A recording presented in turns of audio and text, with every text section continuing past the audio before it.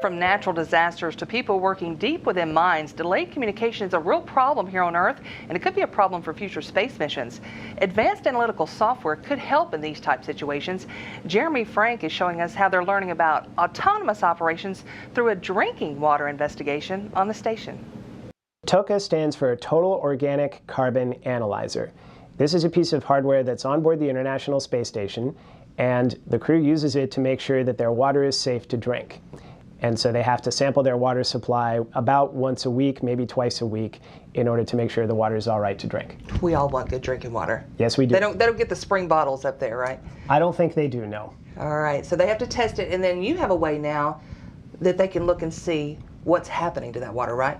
That's right. So today this is a job that's actually done by flight controllers at Johnson Space Center. So the flight controllers today are responsible for deciding when to test the water.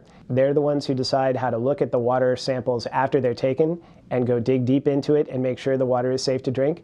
They're looking at the health and safety of the TOCA hardware to make sure it's not malfunctioning. But on a future human exploration mission to a near-Earth asteroid or to Mars, that's a kind of job that maybe flight controllers on the ground can't do anymore because the crew and the vehicle will be so far away.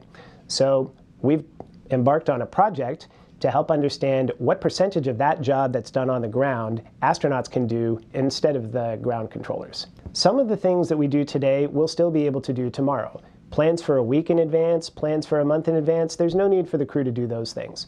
But things that the crew's doing day by day, things that they have to call the ground and ask for help for, if it takes 1 minute, 2 minutes, 5 minutes for the ground to come back with an answer, those jobs are going to be very frustrating. In some cases, they won't even be possible. So an experiment like the one that we're doing is designed to help understand what the crew can do. Once we decide that something is possible, then you can decide whether it's essential.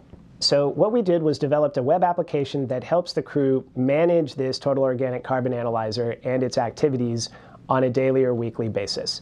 And so there are three main things that a crew person can do today to help manage this thing that today would be done by the ground.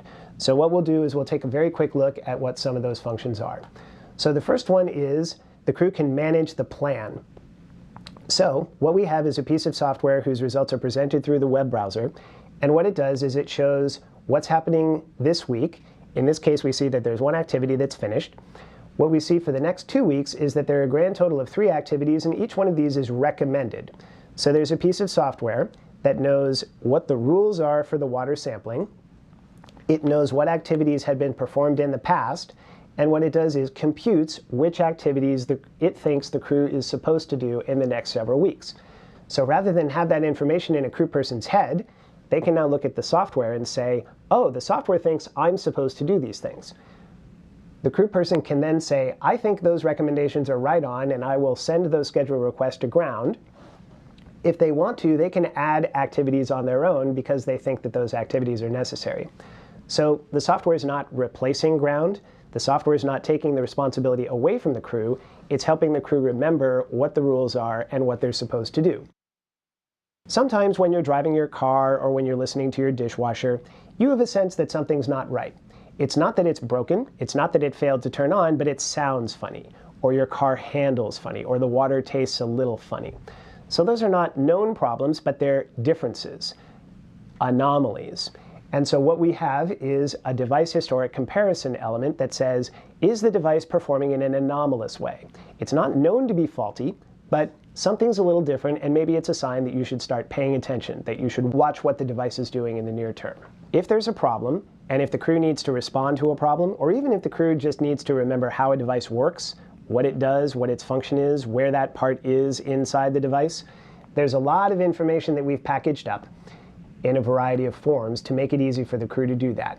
So we have a variety of schematics, we have a variety of pictures, we have a variety of references that the crew can use to help them look up any piece of information so they don't have to ask the ground for help. It's just one more way that we can eliminate that light time delay that we might experience on one of those future missions. It's just one more thing that helps the crew be more autonomous.